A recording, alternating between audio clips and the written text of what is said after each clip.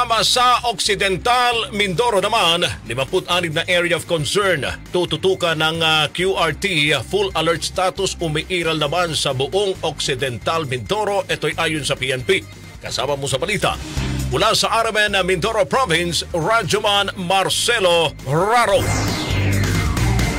Humigit kumulang sa 600 uniform personnel ang ipakakalat ng Occidental Mindoro Police Provincial Office sa buong lalawigan bilang paghahanda sa darating na Oktubre 30 Sangguniang Kabataan at Barangay Election 2023. Sa phone interview ng RMN kay Police Community Affairs and Development Unit Chief Police Major Ariel Roldan na kabilang aniya sa mga ide-deploy sa ilalim ng Quick Response Team ay ang mga dagdag pwersa ng Philippine Army at Philippine Coast Guard, habang ang mga force multiplier tulad ng Barangay Peacekeeping Force ay nakantabay lamang. Binigyan diin ni Police Major Roldan base sa atas ni Police Provincial Director Police Colonel June Dexter Danao na tanging uniform personnel lamang ang itatalaga sa mga estratehikong lugar sa buong lalawigan. Tiniyak pa nito na mahigpit nilang tututukan ang 56 na area of concern na hindi naman election related, kundi ito yaong mga lugar na kinakitaan ng sightings ng communist terrorist group noon pang mga nakaraang taon na ngayon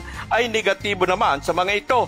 Sa ngayon ay isinailalim na ang buong Occidental Mindoro sa full alert status. Kaugnay nito ay magkakaroon ng press briefing sa first hour in the morning ang kanilang tanggapan sa Oktubre 30 bago magsimula ang botohan upang bigyan linaw pa ang ilang mga issues and concern kaugnay ng SBKE 2023. Kasama mo sa RMN Mindoro Province, Radyoman Marcelo Raro, Tatak RMN.